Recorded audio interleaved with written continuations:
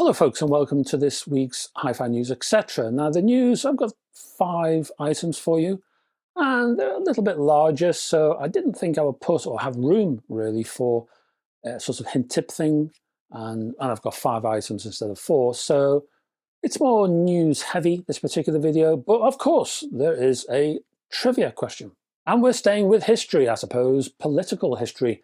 Question is this: which song by a Scottish group inspired by the Enniskillen bombing of 1987 reached #1 in the UK in 1989? And one more time, which song by a Scottish group inspired by the Enniskillen bombing of 1987 reached #1 in the charts in the UK in 1989? It's a well-known group. Have a little think, have a little muse, and if you're not sure, I'll give you the answer at the end of this video. Until then, Hi-Fi News.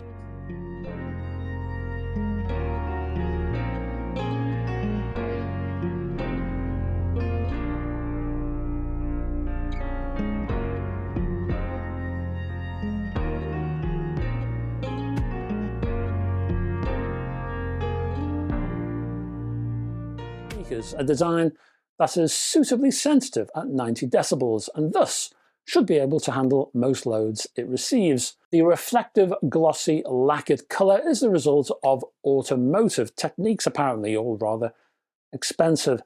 These designs use a full-range dynamic driver and they include exclusive gold-plated rear terminal plugs, conical horn bass reflex drivers, removable protective magnetic grills with a special acoustic refractory design, internal sound absorbing material, a rubber gel coupler feet, and internal high quality cables. It's quite a list. Spanning 26 by 93 by 31 centimeters and weighing in at 25 kilograms each, these speakers cost a pretty penny. I have a euro price, and that is €30,000 per pair. I'll put a link below if you fancy a pair. Next up we have, well, 2 associated news items because both of these companies have just appeared in the Absolute Sounds distribution portfolio. So this is my big chance to talk about them. The first one is a German turntable maker called, how do you pronounce this? Is it Thiele? I'm going to say Thiele, but if I'm completely wrong, please correct me in the comments. Anyway, German, as I say, German turntable manufacturer Thiele.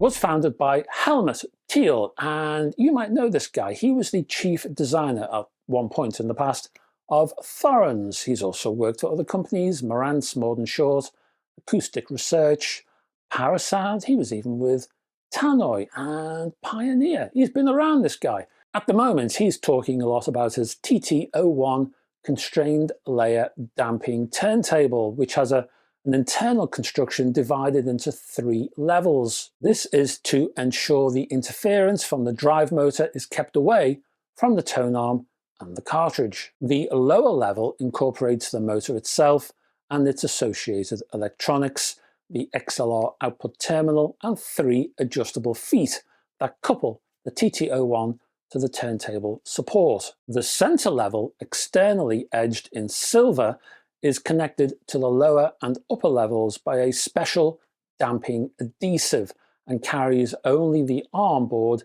and the tone arm, while the platter bearing and the control panel are mounted on the very top level. You get a large linear power supply unit, but that's kept off-board, entirely separated from the main chassis. The tone arm is called the Thiele TA01, and that combines the guidance of a pivoted arm with the advantages of a linear tracking design, and that's to reduce tracking errors. And that's one of the headlines for this turntable. The arm tube itself consists of not 1 but 2 coaxially arranged carbon fiber tubes, one inside the other with a special damping gel filling the space in between. Price, well, as you can imagine, it's pretty high, £24,500, and that includes the TO01 arm and the RM01 resonance damping platter mat. Now, I like my mats and I wouldn't mind grabbing one of these. Sure, it'll be a pretty penny though. Anyway, the TO01 tone arm can also be purchased separately, and you can use that with other turntables. Price, well, depending on connection type and if you use aluminium or gold-plated bronze metal parts, you can be paying anywhere between £11,500 and £15,000. And again, I'll put a link below if you're interested.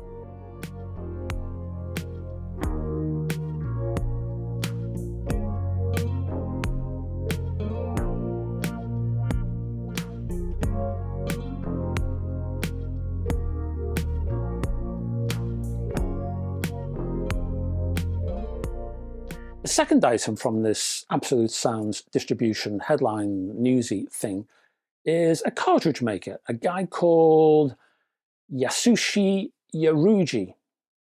I think it's Yasushi Yaruji. I'll put it down below and you can correct me if you think I've got it wrong, which I probably have. Anyway, he's the founder of a cartridge maker called Analog Relax, a nice name. And he makes cartridges with bodies carved from exotic woods, selected for their acoustic properties. There are 4 cartridges in the Analog Relax range, all of them moving coil.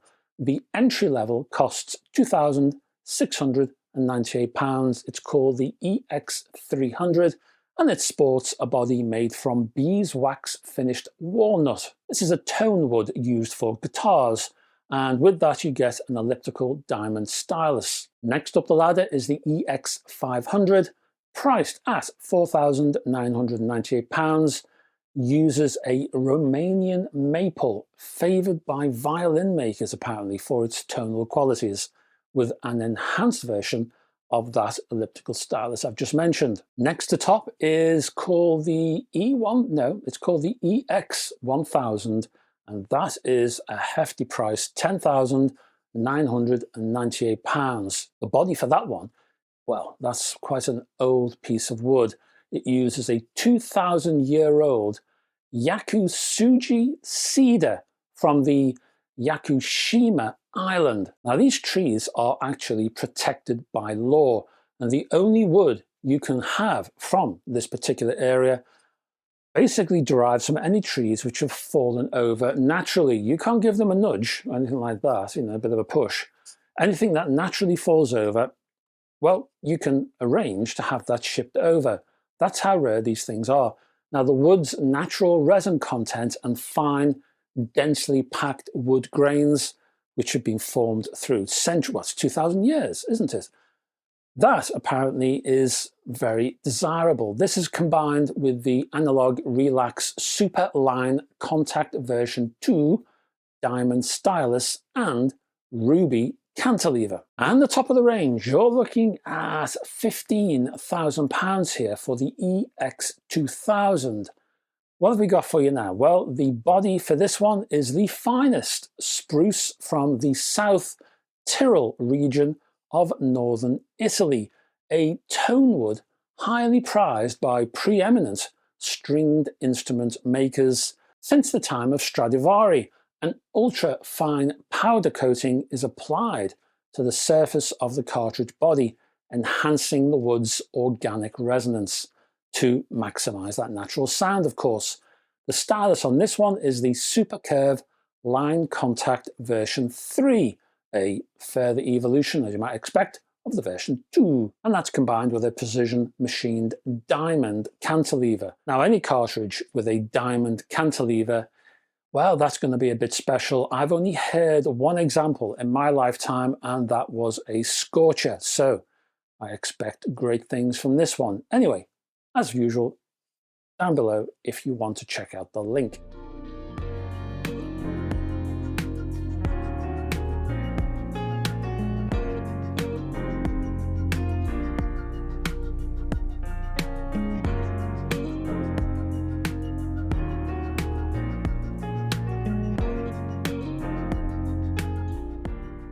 Next up, we have Black Rhodium, and they have a cable called the Adagio. This is a new 75 ohm digital coax cable made with low loss PTFE insulation and using silver plated conductors plus gold plated RCA and B and C terminals. Made in the Black Rhodium factory in Derby in the UK, this also features a tightly braided screen to protect against RFI. And it looks pretty flexible. It's not one of those thick things. It looks fairly narrow. And when compared to the competition, especially at this length, it's not too expensive. In fact, you get 3 meters of 75 ohm digital cable for £75. At that length, well, that would be ideal for a subwoofer, I reckon. Also, if you have a CD transport and your DAC is a ways away, then it would be good for that too, I think.